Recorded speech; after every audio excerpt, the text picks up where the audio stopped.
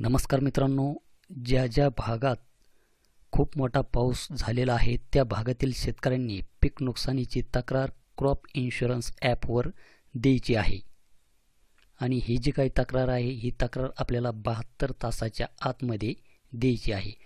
तर या प्रेझेंटेशनच्या माध्यमातून तक्रार ही कशा पद्धतीने द्यायची त्याची माहिती आपण बघणार आहोत. तर सर्वप्रथम आपल्याला गुगल प्ले स्टोअरमधून क्रॉप इन्शुरन्स हे जे काही ॲप आहे हे ॲप आपल्याला आपल्या मोबाईलमध्ये इन्स्टॉल करून घ्यायचे आहे. त्यानंतर ॲप्लिकेशन ओपन केल्यानंतर सुरुवातीला आपल्याला इथे इंग्रजी भाषेत ॲप्लिकेशनचा इंटरफेस दिसेल. तर आपल्याला इथे चेंज लँग्वेज या बटनावर टच करून आपण मराठी भाषा इथे निवडू शकता.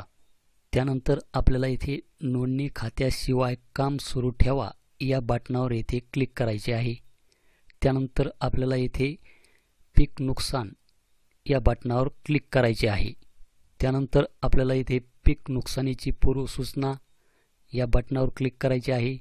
त्यानंतर आपल्याला इथे मोबाईल क्रमांक हा टाकायचा आहे. त्यानंतर OTP येईल, तो OTP आपल्याला इथे टाकून घ्यायचा आहे.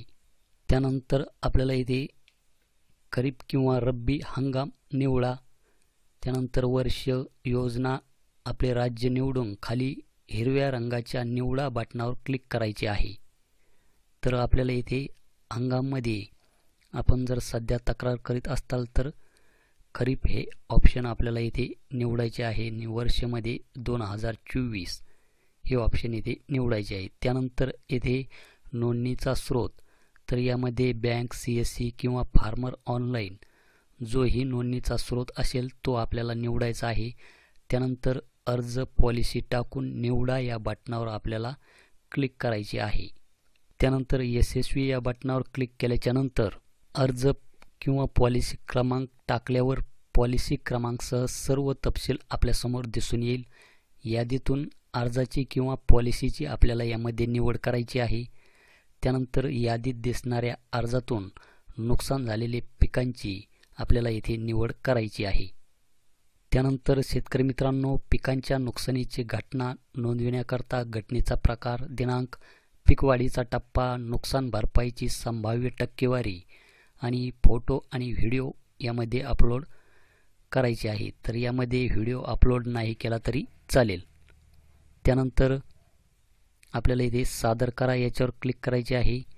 त्यानंतर यशस्वीरित्या सर्व आवश्यक माहिती भरल्यानंतर पीक नुकसानीचे पूर्वसूचना नोंदणीची डॉकेट ID नोंदणीकृत मोबाईलवर SMS द्वारे मिळेल आणि अशा प्रकारचा एक डॉकेट ID आपल्यासमोर आपल्या मोबाईलमध्ये आपल्याला पाहायला मिळणार आहे. त्यानंतर आपल्याला परत इथे नोंदणी खात्याशिवाय काम सुरू ठेवा. त्यानंतर आपल्याला इथे पीक नुकसान आणि पीक नुकसान या ऑप्शनमध्येच याच्या खाली आपल्याला एक डॉकेट ID अशा प्रकारे दाखवेल. तर तो डॉकेट ID टाकून आपल्याला यशस्वी या बटनावर क्लिक करायचे आहे. त्यानंतर डॉकेट IDद्वारे आपल्याला सर्व माहितीसह पीक नुकसान भरपाई दाव्याची सद्यस्थिती माहिती आपल्याला तेथे पाहायला मिळणार आहे. तर अशा प्रकारे आपल्याला पीक नुकसानीची पूर्वसूचना आपल्याला आपल्या मोबाईलमधून क्रॉप इन्शुरन्स ॲपवरून अशा प्रकारे द्यायची आहे. तर यामध्ये आपले काही प्रश्न असतील तर खाली कमेंटमध्ये टाका. भेटूया अशाच एका नवीन व्हिडिओमध्ये. धन्यवाद.